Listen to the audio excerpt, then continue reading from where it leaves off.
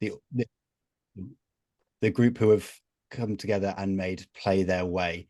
So there's going to be a few points within this, but one of the main points for me within Play Their Way is voice in terms of this workshop. So when it comes to the breakout rooms, we want to hope that everyone has the opportunity to share their opinion. Please take your camera off when you're in the workshop. And if you are passionate about this, please do share your opinion, and please do continue to engage in the campaign afterwards, the movement. So we'll be able to share loads of resources in terms of how we'll do that. What we're going to do first is a bit of scene setting from Stuart. So we'll play a little video, and then we've got 2 breakout rooms for you to really reflect on your own practices and hear from each other about how you can start to implement what we call child first coaching. So I'm going to share my screen. If the video doesn't work in terms of sound for you a couple minutes in, do quickly drop a message in a chat and we'll try to fix that. But we had a bit of a test run and I think it's going to work. Anything I've missed, Stuart? Nope. I'll hand over to Stuart now. Right, morning everyone. Great to be here. Great to be part of this. This kind of thing I don't get to do as much as I'd like. Working for Sport England, you sort of think whenever I speak to people people who don't sort of live and breathe the sports sector, and they say, I don't know, what do you do? And go, oh, I'm coaching workforce transformation at Sport England. And they'll go, oh, right, so who do you coach? I don't. They go, oh, are you working with coaches then? No, I'm not quite far away from that. So actually getting an opportunity to come speak to people who are at the coalface, supporting coaches, developing coaches, working with coaches, alongside coaches is exciting. This whole story really of Play Their Way in the campaign. It really started from this statistic. So you'll see here, those of you who might have seen the Active Lives Children Survey, which we've been running now for 3 years. I think this was the third iteration in 2023. The first time we'd done an Active Lives Children Survey, we got this stat. So it says 49%, but back then, it was actually much lower. And what we saw was basically half of kids, more or less, half of kids, when you asked them and said, look, when you ask them about sport and physical activity and their experience, only half are saying that they really enjoy it, like that they really, really enjoy it. And the question we posed ourselves when I saw that stat was like, what the hell? Like, we're doing all this work to increase levels of physical activity. We're doing all this work to encourage more people to become physically active, particularly young people. And the ones who are already doing sport and physical activity are actually saying that they're not actually enjoying it that much. So it really, really sharpened the kind of mindset a little bit to say, well, actually, we really need to look at that experience and understand it more and understand what the challenges are. So that's what we did. We began to ask those questions, and we began to consider what are the issues that children are facing, young people are facing. And this is not an exhaustive list by any means, but it won't come as a great deal of a surprise to most people on the call that it was about they didn't have enough confidence when they were there. They didn't feel confident enough to be part of that. Some of them were affected by issues around body image, particularly girls. Lots of them suggested that they felt that that the parents and the coaches were a bit pushy. They felt quite a bit of peer pressure amongst friendship groups, felt like they had a lot of fear of failure, and that fear of failure came from their peers and also the coaches and the people who were leading the sessions. Those people who were leading the sessions had a lot of focus on winning. There was issues around bullying, but not just bullying between participants, but also some cases bullying from the adults involved, bullying young people. Came through loud and clear that it wasn't really that enjoyable. Bit too much focused on outcome, i.e. winning, or a bit more too focused on technical development rather than, kind of enjoyment, play, fun. And then there was barriers around accessibility, which we know are, kind of challenging issues that have sort of beset the sporting world for quite a long time. So when we looked into all those issues, we thought, well, okay, why does this relate to coaching? What's the problem there? And what we then discovered, just looking into this a little bit more, was that when you actually begin to analyze the factors that sort of make or break a sports experience for young people, then the coach becomes the most important factor as to whether they determine a session is perceived as good. We also know that like half of young, 3.8 million, roughly half of the young people involved are involved in sessions that are led by coaches. And we also knew that coaches felt quite under pressure. And a quarter of coaches were actually feeling like, that the sessions they were providing weren't that enjoyable. They weren't enjoying it themselves, and they were in a dropout. So we had this almost like this double whammy. We had sessions being delivered that kids didn't really enjoy. We had coaches under pressure, feeling as if they weren't being able to provide the right kind of experience, and that was causing us a major problem. And so, how do you solve this problem? So for about 3-4 years, we have worked through a network of organizations who are referred to as the Children's Coaching Collaborative. It's a combination of global partners like UNICEF, national partners working in, kind of specifics within specific niches. So, for example, Youth Sport Trust, obviously very involved in schools-based activity Alliance, looking at inclusion through a disability lens, youth-focused organisations, UK Youth, some are national, some are more localised, like Salisbury Rovers, who is obviously very passionate about children's rights and play-based initiatives. And then you've got other organisations who are much more about sort of campaigning organisations around young people's experiences in sport around coaching. For example, I Coach Kids, which is part of the International Council for Coaching Excellence. That's a project that they launch, and it's got a global footprint. So yeah, this group have come together, and the people within these organizations are often doing this over and above their sort of actual day job, volunteering their time. And we spent a long time wrestling with the problem, if you like, trying to come up with what our solutions might be. Alex, I'm trying to remember which point I hand the baton on to you. There'll be the video, and then when it comes into the task, that's fine. That's just to prove that we rehearse this absolutely slickly. So essentially the approach with this whole idea of Play Their Way. So Play Their Way is essentially the brainchild of the Children's Coaching Collaborative. We worked with an agency initially called NEO, who came up with a kind of like, how do you take what is a kind of, it's very much a wicked problem, this. Young people's experiences are really multidimensional. There isn't a kind of, an individual you can point to, and everyone's got the same challenges, depending where you're from, who you are, your background, the environment you're in. Those challenges are very different, but there is a common theme here that we want to place young people's experiences at the center of our thinking. And so this idea of a campaign was emerged. And the goal of this sort of campaign, if you like, is more to sort of try and it's an experiment in movement building. It's a way of almost from the ground up really building this. Now, the reason for this is that we were very conscious that a lot of the organizations involved in sport and sport and physical activity, it would be really easy for us to come across as being super preachy, wouldn't it? And, oh, you're doing it all wrong. You need to deliver better sessions, and you need to do it this way. And that was definitely not something that we wanted to do. And we knew from previous experiences that that's probably not the most impactful way of bringing about cultural change. And what we're trying to achieve is to try and bring about a cultural reappraisal.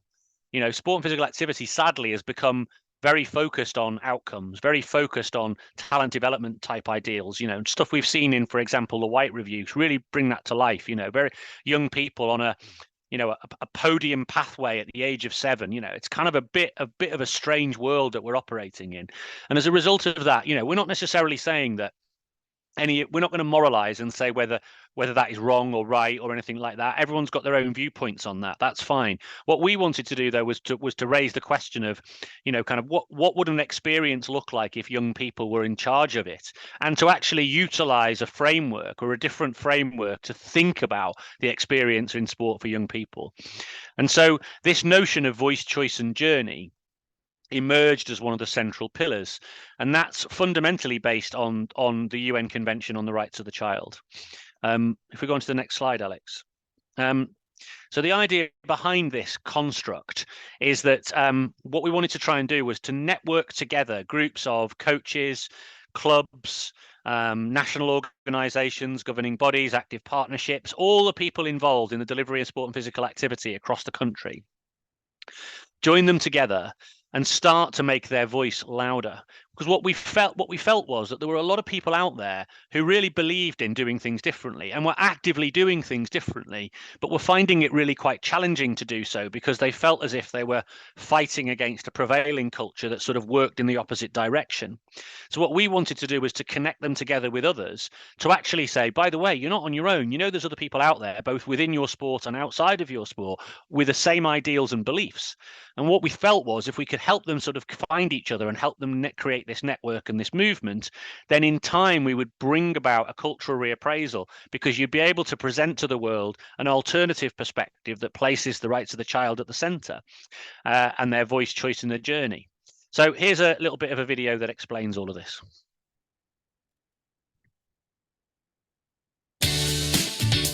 Hi team, let's go on a mission to find the secrets of Child First coaching and discover the hidden treasures that we can all gain when coaches respect our rights. But first, we need to learn about the different rights. Come on, let's go! Our first treasure is a child's right to be heard and valued.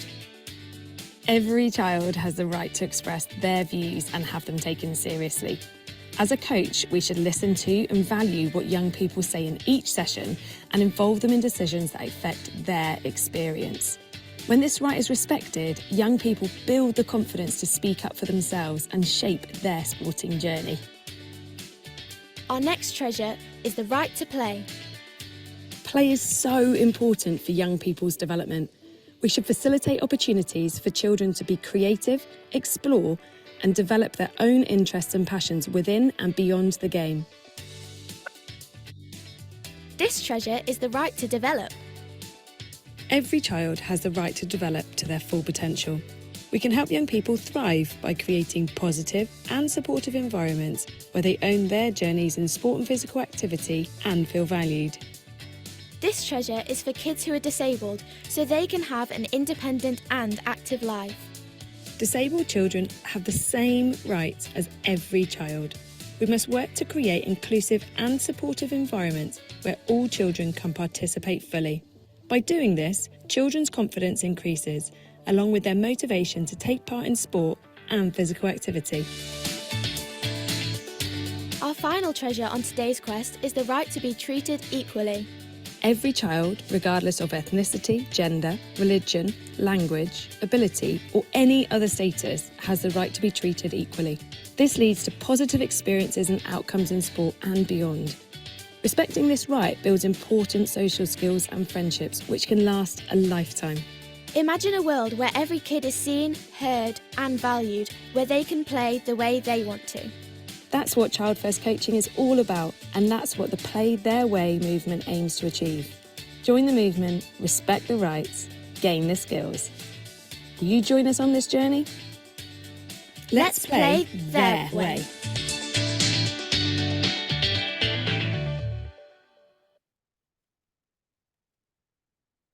So just as a way of summarizing, these three rights in particular, but there's a number of others that are sort of underpinning it, are all based from the UN Convention on the Rights of the Child, which has something like 42 articles within it, I seem to remember.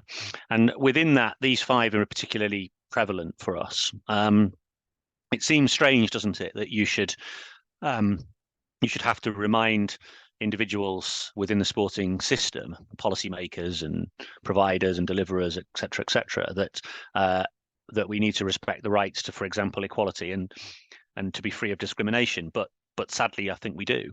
But importantly, one of the reasons we really sort of push towards the UN Convention on the Rights of the Child is, it has been ratified in this country. It's not part of law yet, but it's been ratified and accepted. And the UN Convention on the Rights of the Child is the singular most signed up to international treaty in the world. There's only one country who hasn't signed up to it yet, the US. which is ironic, isn't it? Given they do like rights in the US. So the point I'm trying to make is that we have signed up to this, and therefore there is an obligation. Article 42 is actually the obligation to educate people about the rights of the child and the fact that convention exists. So we are doing that through this mechanism. We recognize that it wasn't always from every. Actually, need to go back one again just for a second there, Alex. It wasn't always about us necessarily talking about rights, because that's not what it is. But the main thing that I think really wanted to bring home to everybody is, and this was something that UNICEF taught me only maybe a year ago, and I've been working in this industry now for a quarter of a century, and I didn't know this until a year ago, which is I'm pretty shocked by. I'm pretty ashamed by that, if I'm totally honest with you all. And it was this notion that children have rights, and therefore they are the owners of those rights. They belong to them, and we as practitioners or policymakers or community leaders, we have a duty. We bear a duty to uphold those rights on behalf of the children. And so actually, when you frame it like that actually the children have the rights, they're not something that we give. I'm going to give you choice, right? That's part of the challenge. No, they have choice. They have a voice. They have a right to develop in an appropriate journey that's suitable to them. And it's upholden on us to provide, to uphold those rights on their behalf, because children very, very often don't have agency, which takes us to the next slide. So what we're not necessarily saying is everything has to be, basically child-led, right? So therefore, right, there you go. There's some balls and some equipment. Off you go, kids. Go for your life. We're not necessarily saying that. What we're saying is we want to go from it being very controlled and one size fits all and very coach created. We want to make it so from coach down to child up. So we're going to be much more responsive to their needs and wants, much more inclusive in our approach by basing our activities around them. And we're going to co-create. So just to bring that to life for you, one of the things that I've been playing around with in my own coaching, because on a Monday night, actually, we've got a group of girls who come together to participate in the hockey club that I'm involved with, and I'm there coaching. And we traditionally would have grouped them all by age, and we would have traditionally grouped them all by, and we'd have all just decided what the session was going to be, and we were going to deliver it that way. Now, what we've started to experiment with is we've created different zones, and we group them like a piste map on a ski slope, where you've got the kind of the easier runs, the harder runs, and the really, really hard runs, and we allow the girls to choose which one they want to be in, and that can be different from day to day or from week to week, and they've got a choice to go where they want to. So they go to somewhere that's a little bit more laid back, a bit more informal.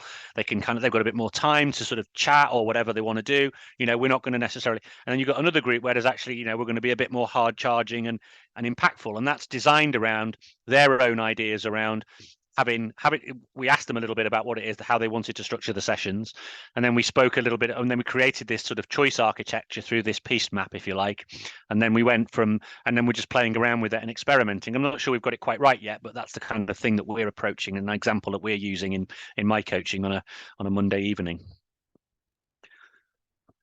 And so the final bit here about this movement building thing is we're the way we're doing this is we're not trying to bring people who are what we call entrenched cynics.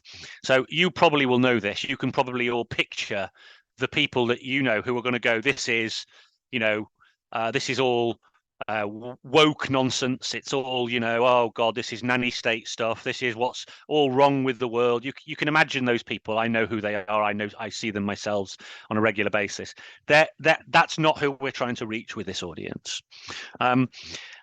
What we are trying to do, though, is we know that there's a big group in the middle who are actually what you might call natural advocates. So they do this, actually. They just don't even realize they do it. So actually this is their way of being. They probably don't even necessarily know explicitly that this is how they operate. They just instinctively do. So we want to actually reach them by saying, look, this is a way that has actual real meaning and power, and enable them to then connect with others. And we call them the receptive learners. These are the people who are a bit curious. They've got they've got a bit fed up with the way they've been doing things, and they kind of want to look for something else. And we want to try and reach them and connect them. And the other way we're planning to do that as well is to speak to people who we call informed advocates. Now, I'm going to place all of you committed individuals who've decided to join this webinar on a Monday morning. I'm placing you in the informed advocates group, in the sense that, you know, you've got an idea about this yourselves, and you've probably come along today to learn a little bit more. And what we actually want to do is to empower you to be able to then go and build this movement by connecting with natural advocates, people who maybe don't know they do this, but do, who could then become more powerful voices and become more informed advocates, and maybe reach and connect some receptive learners, those individuals who might have some curiosity and be interested to explore in this and go and take their stepping stones into a more child first approach. And so a big part of coming to you today, and I suppose in the big part of what we're now going to do in the breakout sessions, is going to be hopefully to engage with you all and get a few ideas from you around, firstly, some ideas around, you know, what your responses to this notion of children's rights, child first coaching as a construct, and then also some ways in which we might be able to sort of build a movement together, both within Hearts and beyond, because obviously the pull of this session, Charlie, is enormous. People are coming from everywhere. Perfect. Thank you, Stuart. Hopefully everyone can hear me now. This is where I'll be taking over, and Stuart nicely introduced the task. Charlie, we're probably looking at 3 breakout rooms if there's still 30 on the call. I'm sharing, so I can't see how many we have. I think it's that. So we have about 30. Yeah, that, John, just having a look at them now, Alex. So yes. Lovely, thank you. So what we're aiming to do is for you all on the call to lead the conversation today. There'll be either myself, Stuart, or Charlie in there, but we're there in terms of room management, not necessarily guiding a conversation. So if you wanted to take a picture of this while we're sharing before we go into the groups, that will be helpful if you want to reflect back on the questions we're asking. But really for this first part, what we're saying is, how are you, or could you implement voice, choice and journey into your sessions, and have a conversation with your colleagues in the room about what you're currently doing, what you feel that looks and feels like. And then the second part of that is, are there any blockers you'll need to overcome? What can you do? What have you experienced? Is there anything which you feel that the wider Play Their Way team can do, or Active Hearts, anyone in your network, so that you can start exploring those together as well? And then, like Stuart said, later on, we're going to look at how we can work together as a community. So just looking at time, if we say we have 10 minutes for this task, if one person in each group can make some notes, we'll do a quick round robin feedback afterwards. Yeah. Are you ready for the rooms to open? Yes. Hopefully everyone took pictures. Hopefully there's something pops up on some screens there. Yeah, people are starting to move. Excellent.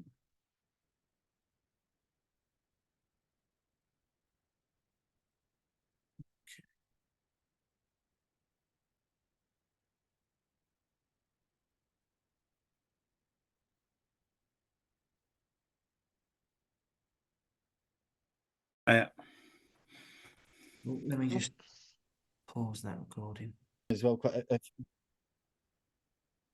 a few parts was around what one of the people in my room said around the practical application of this when you're meeting a new group every time, and you work for an organization where you're going into schools, you don't know the children, it's hard to build that relationship. You may be doing that one-off session. So how can you implement child first coaching or Play Their Way when you're not sure who's going to be there, how many, and if you're going to see them again, what does that look like? So I gave a brief bit of information about the Play Their Way hub. So this is there's a lot of information on this slides, and we'll share the slides as well. These are all clickable links, but if type in playtheirway.org and you'll be able to see all of this information, and there's loads of resources on there for how you'll be able to implement child first coaching, whether you're here as a coach and want resources, games, activities, or resources to be able to talk to your club because you like the idea and you want to start improving embedding this within your club's philosophy. And then from a club organization point of view, there's a section on the hub as well, which provides information in terms of how you can start building this movement, how you can start embedding voice, choice and journey within the structures of your club. So please do go onto the hub and check out all the resources there. Also, thanks to colleagues in the room who also gave a plug to our amazing podcast, 10 really good episodes that you can listen to on the go. I know a lot of coaches spend time driving from the full-time day job into towards their coaching sessions, may not have time to spend time at home reading stuff, so that there's some good podcasters there that you can listen to on the go. Example of some of the resources is that there's quite simple ones around the feedback forms and voice choice and journey. And there's also, like I said, there's a lot of games and variations of activities where you don't have to go to a session feeling like voice choice and journey means you go unstructured and they take charge of the session. It can be, there's some structured activity in time and space where you can allow the children have the right within that time to start shaping that activity, and you're just providing the parameters, the space and the equipment, and you'll be able to help them on their way to having a bit more fun and developing in a slightly different way. So we're going to jump straight into the next breakout room, because conscious we've got 15 minutes left, so we'll do this for 10 minutes.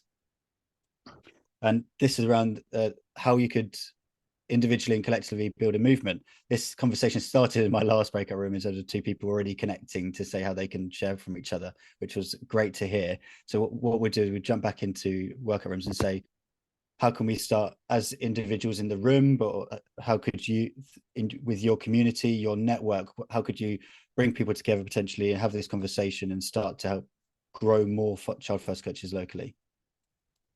So over to yourself, Charlie, again. Bear with me, just have a little play around with those. Okay.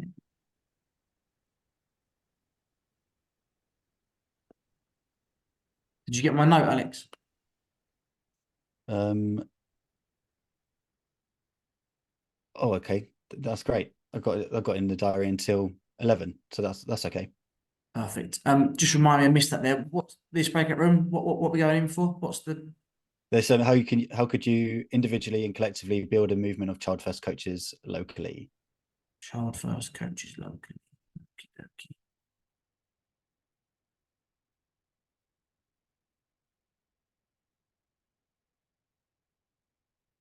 11, but got more time, which is great. Yeah, no worries. Yeah, all good.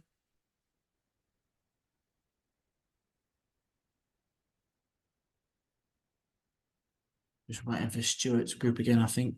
Yeah.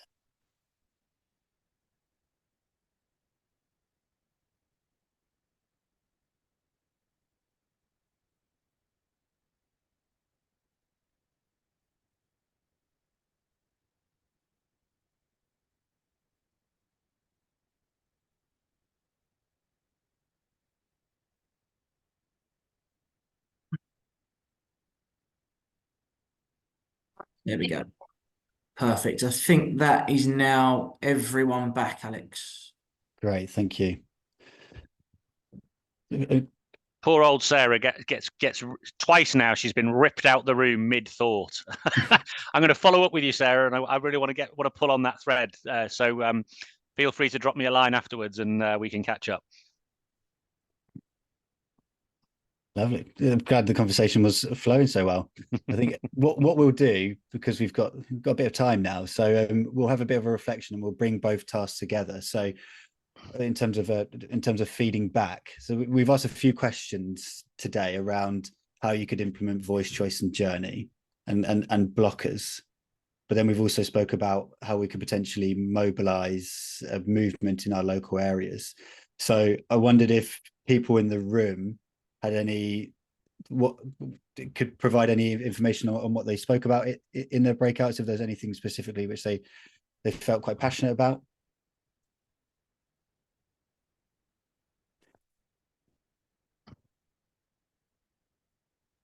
I'll go, seeing as Yes. no one's right. Yeah, so I mean, a lot of probably about 50% in our room are the new sport welfare officers that have come from the White Review of Sport England, and part of our remit is to what's the word I'm looking to help parents recognise what a safe club is. So we were talking about a play their way promise, and whether that would be something that we could, you know, sort of incorporate into what a safe club looks like. But yeah, we were just sort of saying that another part of our job is about participant voice, and how I think a lot of people just don't know how to actually use that, and how it would be, or if they do, how they then take that information and run with it. So I think that sort of thing is key to sort of educating our clubs and stuff about children's voice. Thank you, Sarah. To pick on that one as well in terms of voice. Sorry to put people on the spot, but I know Andy in our group spoke about youth voice as well. So I wondered if you could share what your thoughts and plans are on that, please. Yeah, I can do, and it's quite early days in Sussex, but we're looking at our next step being to engage with a group of young people to help kind of lead our voice part. I guess at the moment we're at the stage where we've kind of sold the idea. We've talked about it at a few of our county forums now, but actually to get a group of young people to help kind of promote and share the way it could be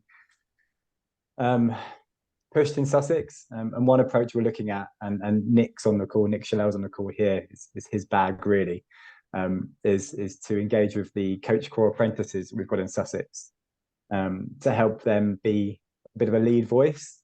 There's a few other kind of key partners who've got young people that we think could be useful for this initial forum anyway, but just to get a bit of a view on what the young people think of the approach we've got so far, and how we can reach more coaches, more organisations to promote Play Their Way better, really. It's a bit of an idea at the moment, but it's hopefully one that will grow.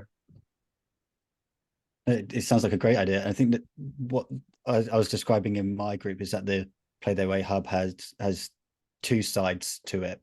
Is in terms of resources as well. It's got if you're a coach and you're looking to implement voice, choice and journey within your sessions, and the resources tools that you can have to implement that. But there's also, from a club and an organizational point of view, in terms of setting up youth voice groups, setting up charters, like I said, things like Play Their Way promises to show that your club is different to others, and because you acknowledging children's rights, and this is how you plan on working and identifying yourself as that.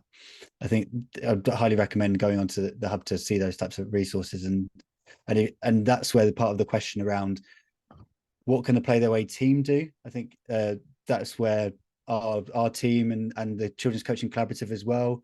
I've spoken about how we've got the active partnerships network on there, and LEAP are one of the organisations that represents. So it'd be good for those active partnerships in the room to use that resource, use that expertise as well. So see something in the chat. Introducing a youth voice scheme whereby a CYP is introduced to charities' trustee boards. Could you give a bit more information on that, Tom, please? Yeah, for sure. So we, as part of our commitment with Lord's Taverners, we have to basically seek children, young people and adults within the community with disabilities who are wanting or willing to have a voice within their community. And what they've done is they've basically employed an ambassadors scheme whereby we have a conversation with the young people or adults that we work with. We support them through that application process. They apply to Lord's Taverners, who they're already being supported by. But what they do is they then go for an interview, processing and panelling. They're then brought on board directly onto their actual trustee board, the most successful candidate, where they go for a 2-year, 3-year program. And essentially they're brought in on that. And then the person who is then most successful at that has a place on the trustees board for a set period of time, whereby they're voicing the people within their community. And then from that is then coming down to a regional level and then a community level. So they're wanting to have ambassadors with disabilities across the country, having a voice within their trustee boards, but having an actual child or young person or adult with learning disabilities on the panel. That sounds like a really great case study in terms of what the hub is really doing. This was a hub where Sport England or the Collaborative are saying we're creating these things because we think you need to do this. The Hub is a place where we're finding case studies, best practice from across the sector, great organizations, great coaches, great practice that we believe others would benefit from learning from.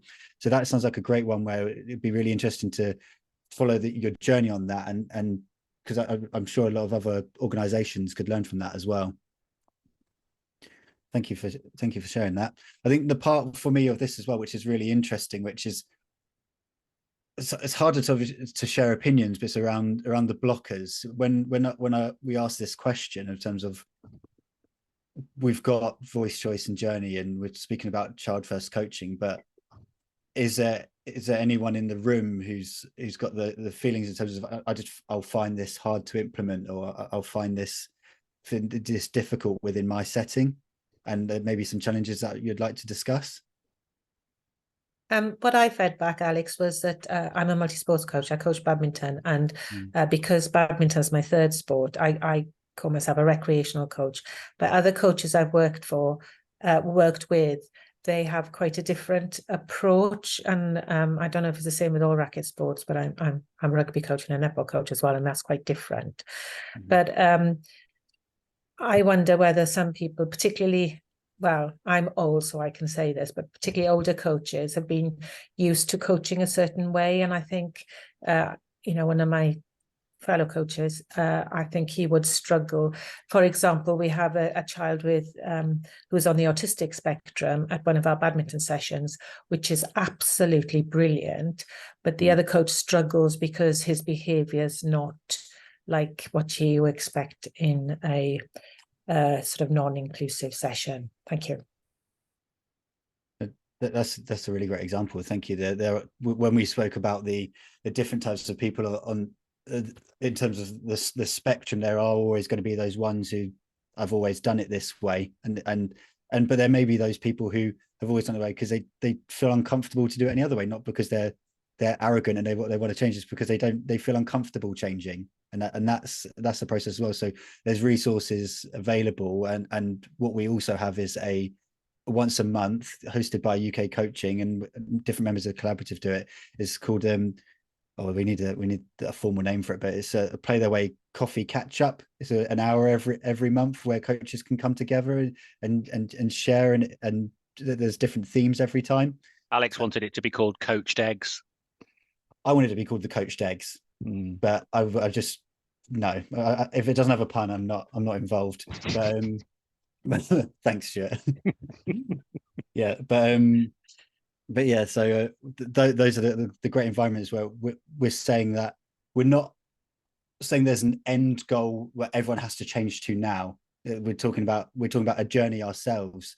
So how can we, there'll be tools where coaches can express to committees of clubs to say, here's how we'd like to change, and here's some tools to help us go on a journey. So not every coach has to change everything they're doing straight away, but showing intent to be more inclusive, and that's the start of this process. One of the things that we've been talking about, and I'm hoping we will do, is to create so anybody who's signed up can access what we call a social signifier. So if you think of, say, rainbow laces, that's a social signifier. And the idea being that, you might have some kind of visible emblem that you attach to yourself, wherever it might be, that somebody might ask about, and it would then become a conversation starter. So, for example, if you have somebody who, maybe is a potential receptive learner, and they then begin a conversation with you about what does that mean, what's it about, and all those sorts of things. And there's a way of then creating that curiosity and bringing people on the journey. I keep banging on about the idea of the social signifier. We can't forget it, Alex, because I think it's really important. Sarah, you got your hand up patiently while we're rambling. That's all right. No, I mean, I come from a basketball background, and I actually am a camp director for the Elite Pathway. And we've had some quite interesting conversations in recent weeks about how we shape a player's respect and behavior and things like that, and around punishments when they don't do what they're what they've been asked to do and things like and I think a lot of the elite pathway coaches, which also coach grassroots, and I think a lot of it is about education, and we do have children that drop out from the elite pathway because of the pressure, and we've got to remember that they are still children, and I think that elite pathway could be quite a barrier with some of those coaches. Yeah, that's what when we were creating this, we're trying to frame a message that the choice isn't to be the ones who are play and the ones who are elite. It's around the UN Convention rights of the child and how we can understand a child's journey. Their goal may be that they want to be an Olympic gold medalist, and that's okay. It's how can you implement voice, choice, and journey into that process. So it's not necessarily like when you said about punishments, it's understanding with that child is okay, where's the end goal, and having that conversation with the child, the family, everyone involved, as you probably do, to say this is where we want to get to. Here's the journey we're going on. What's your fears? What's your concerns? Why are you potentially acting in this way, and having those conversations so that you can build a development program together, and then you have that buy-in from the child. There's something here, Sarah, as well about there's obviously individual voice and there's collective voice. So in a team game, you obviously want to hear voices of individuals, and you want to also get a sense of the collective voice of the group. And one of the ways I've tackled this challenge is, once you've established what the sort of collective voice of the group is around codes of conduct, standards of behavior, whatever it might be, then the role of the coach, if you like, or the people involved in the setting the expectations of the environment, the job is different. So instead of it being about the coach or the practitioner determining the standards of behavior for the young people, what we're doing is we're helping the young people to facilitate a conversation around what they believe the standards of behavior for them should be. And then we then become facilitators to essentially, what's the word? We basically act as the people who remind them of the choices that they made around standards of behavior. So because it's very easy, isn't it, with any of these behavioral things that, you sort of fall out of them, right? You kind of forget what you're supposed to be doing, but you sort of remind them and say, well, you guys said you wanted it to be like this. These are your this is the rules of the tribe, so to speak, right? Now, hang on a second. We need to determine then, if one person decides they're not going to sort of live by those the standards that you've set for yourselves, well, what's the sanction? And who should be kind of policing and calling that out? Because ideally, if you want to genuinely get to true ownership, which is an extremely powerful model, by the way, of self-regulated coaching behavior, I've found it to be enormously transformative throughout my career. Right? If you ever get to that moment of ownership, what you're getting is the individuals are actually sort of self-policing the kind of what you might call the irregular behavior, and they then determine kind of suitability and tractability. And that's extremely powerful when it's led by the young people themselves. And you probably also find that it actually sort of creates a much more, not only better outcomes performance wise, but you also get better outcomes in terms of the interactivity between the young people, because you're not the one having to be the sanction master all the time.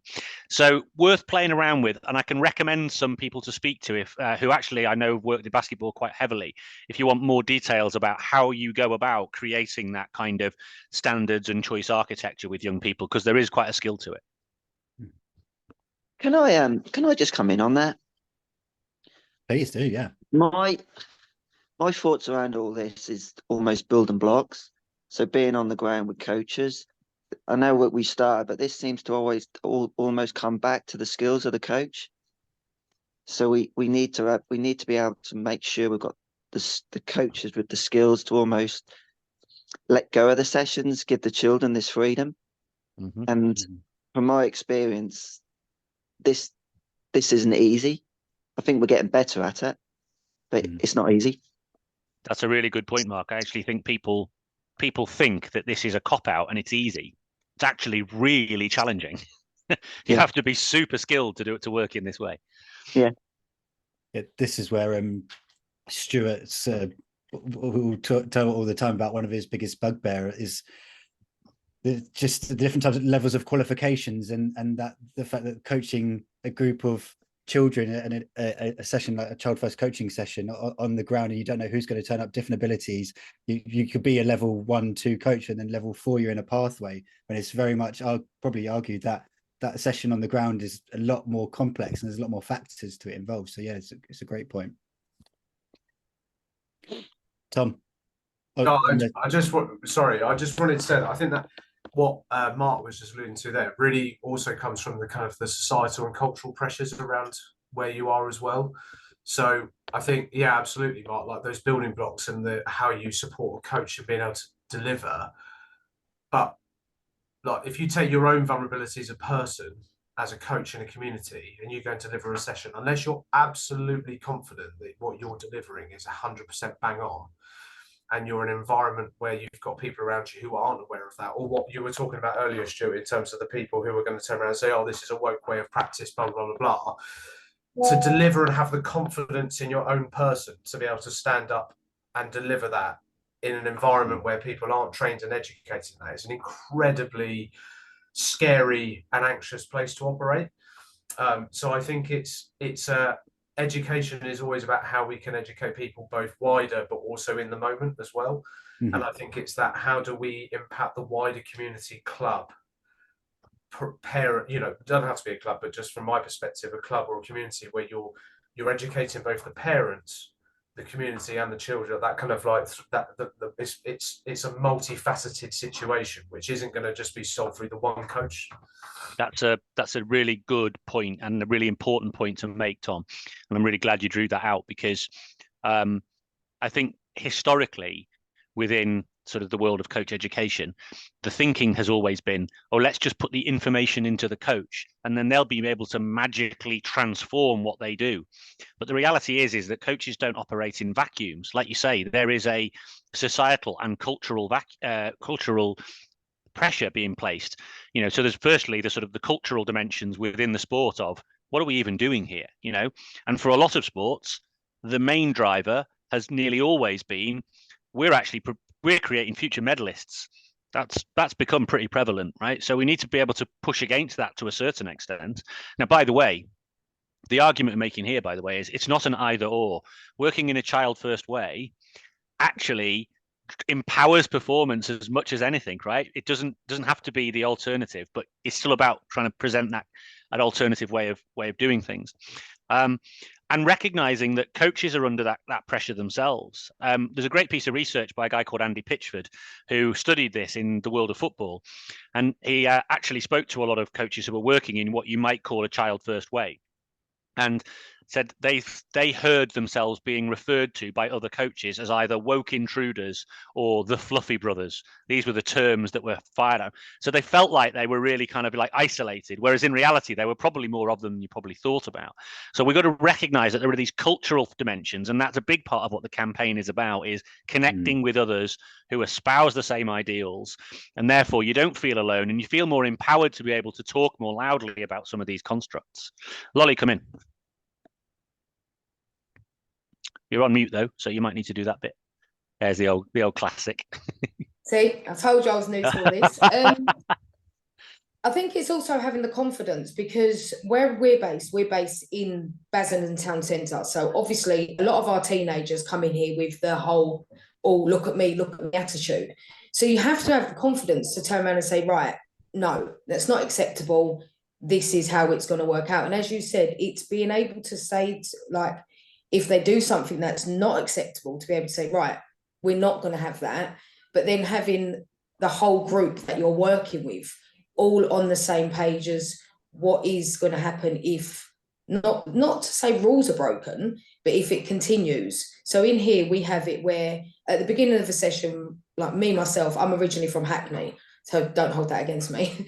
So right, if we've got 10 participants in an activity, if one of you decides you're not going to do it, then we don't let it affect the other 9. It's not if one don't do it, the rest of them suffer. So again, it is the confidence to stand up and say, right, we're not going to stand for it, and to then, but then not to hold it, to then just to move on. Because I think that is the thing at the moment, is if you have one child that is just, I'm going to say, not in the mood to participate, just don't let it ruin it for everyone else, and don't let it feed onto the other participants as well. So you're based at Basildon Sports Village, are you? No, we're based actually in the town centre, so we're in the shopping centre. So okay. it's literally, and I was the old lollipop lady, so I know everyone. So it is, again, as a lot of people have said, it's getting the parents involved. Before we do the youth club, we say to the parents, right, this is what is expected. If one child decides that they're not going to, say, for example, play ball on that day, we do phone the parents and say, right, unfortunately, their session has ended for today. But you have to have that sort of backbone to be able to know when to step in and say, no, we can't allow it, which, again, it's a hard practice to have because you don't want to be the bad guy. So, yeah, it's a bit, I've learned it over years, to be honest. Brilliant. Yeah. Thank you. I did have a few slides to wrap up, but I didn't know if anyone else had anything else they wanted to add around.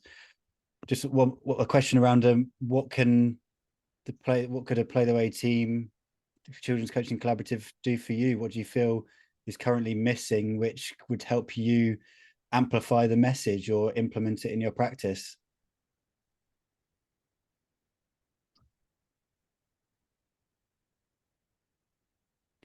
Is that to this wider call now, or is that? Yes. Yeah.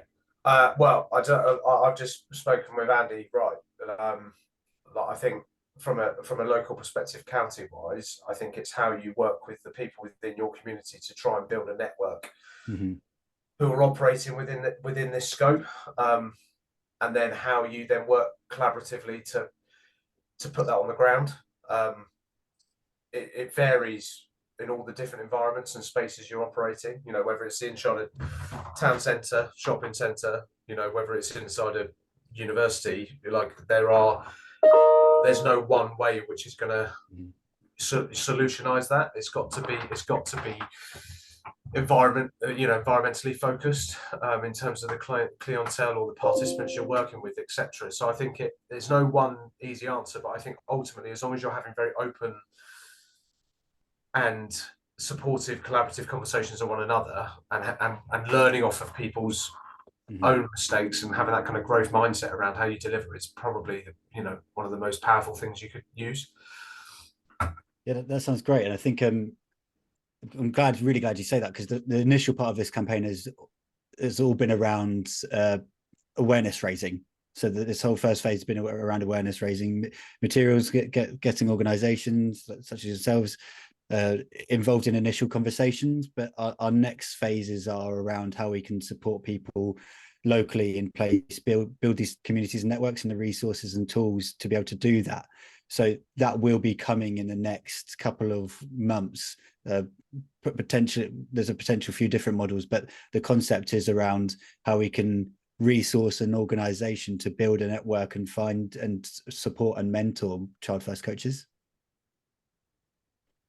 That sounds great, actually, Alex. And just to follow on from what Tom was saying, we've got a session on Thursday that I think you're coming along to, Tom, in Sussex, where it's a bit of a push on marketing in general, but Play Their Way will be a key part of that, and how we push a message and how we grow our, I guess, understanding of the campaign. One thing that I have, I guess, a request, Alex, one thing that myself and Nick have asked before is it's just an idea of that baseline of who's engaged in this in our counties at the moment.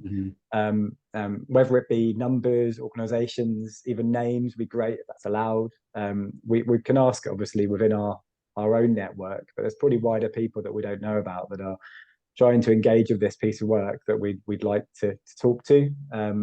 Just I guess in terms of getting a bit of a baseline of who knows about it already, who's starting to implement it, to then let us kind of, I guess, a little bit of analysis of then how that campaign is growing and the knowledge is growing, and pushing the movement forward. If we could have that data, that would be great. I'm sure I'm not the only one in the room who'd quite like that in their counties. Yeah, I think that's linked to our next phase, to give a bit of a cop out of an answer, because the first phase was more of a digital footprint, and how can we may have some data in terms of nationally who's engaging more via social media and the social media type comms, but that wouldn't be the kind of breakdown necessarily that would support you to think who are those people and where exactly are they, and what type of person they are. So that'd be more overall kind of, there may be some demographic data in that. So I'll bring that away as an action and have a look into it. But I know the next phase is definitely how can we work with people such as yourselves to pilot these projects and start building those networks and knowing those people and convening them. So even if it's just sorry, Alex, thank you for that. And even if it's just those that signed up to the newsletter, or those that attended the weekly monthly catch-ups. We tried to do a bit with the newsletter, which was an interesting one. This going into the detail, but they're all quite personal emails. So and we don't necessarily, at the moment, we're not putting any paywalls or restrictions on people accessing information, because we want it. The whole premise is that any coach can access information for free. So whilst we capture some details, we don't capture the detail, that kind of level of detail. We've tried to do things previously with the FA to find out if any football clubs have registered to this, but then we got 2, and we know 2 people who have actually used their football club emails, and the rest they're at gmail.com or something. So it's really hard to dig into that, but that's where we also need to be better at how we're capturing data with. But it's like I said, the balance between not asking people to register but getting enough information that we can build databases with, like yourselves. But I'll take that away as an action, definitely, to talk to the Play Their Way team about how we can start getting that base data for people in areas, and then how we can then work with you to build that. That'd be a good one. Great. So the final thing I wanted to share, which I'll just pop up on the slides quickly.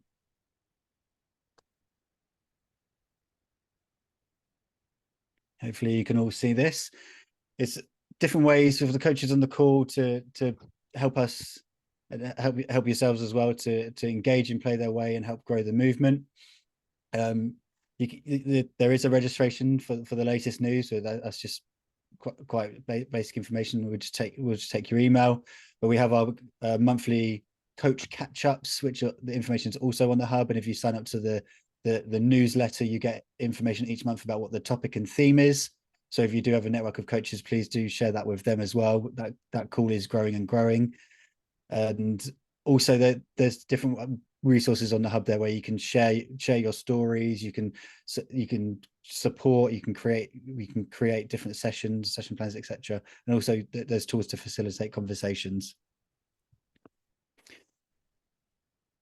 There's some material as well for organizations and clubs. There's a toolkit. Again, this is all will be hyperlinked, so when you get the presentation, you can click straight through to the pages. But again, this is all on the hub. The public commitments, there's tools and information to it, and infographics and images as well, so to help you make a public commitment on behalf of your organization. There's different tools there around appointing Child First champions, and information around having conversations with your board. And if you do have any questions, we do have a Play Their Way team. So whilst Stuart and myself are happy to take any, well, we'll send them to me to ask any questions about behalf of this presentation today. But if you had any more broader questions that you wanted to meet with the Play Their Way team specifically, their email is there. They are a lovely team, always open to conversations. If you're thinking about trying something new and you want that you feel it is niche and different and it's worth the Play Their Way team following your journey, we're always happy to engage, because like we said, we build the resources from yourselves to then share with others. And here's the information to our social media. Just play their way on everything pretty much, apart from Instagram where we have UK. I'll stop that there. Thank you very much, everyone. Do we have any? Just before you wrap up, Alex, thank you for that. I've just popped a link in the chat to the rest of our Coach Education Week program.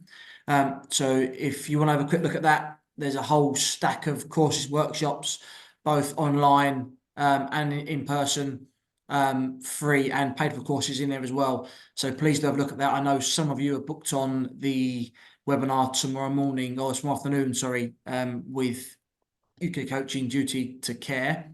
But please do have a look at that that program and book onto anything that you would feel is appropriate.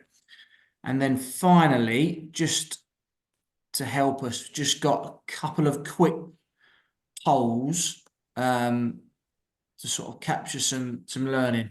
Is that popped through? Could someone give me a nod? Yeah, all good. Yeah, cool. So first one, nice and simple. Have you found this session useful? Can people answer those? Because I've not seen them answer them yet. Can't see the poll, Charlie. I can see the link to the program, but not the poll. I don't know how to see that. I can see it. I'm completing All right, it kind there of we as go. we Yeah, speak. 3 people have now clicked on the polls. Yeah, okay. Yeah, answers coming in now. Perfect. So then the second question.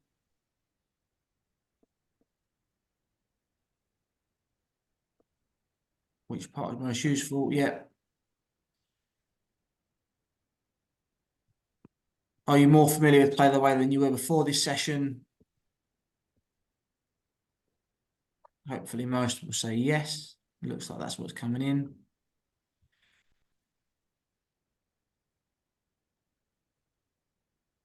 Were you aware of Coach Ed Week? Quite a few of you weren't. So hopefully off the back of this, the Coach Ed Week brand will be a little bit more familiar. And quite a few of you signed up to more courses, workshops this week, which is brilliant. 70% of you. Okay. I'll leave those running just in the background. But I think that's all from myself. Stuart, Alex, over to you. Yeah, nothing else for myself. I'm happy to stick around for a minute or so to answer any questions, or if anyone wants to chat through anything, I'll happy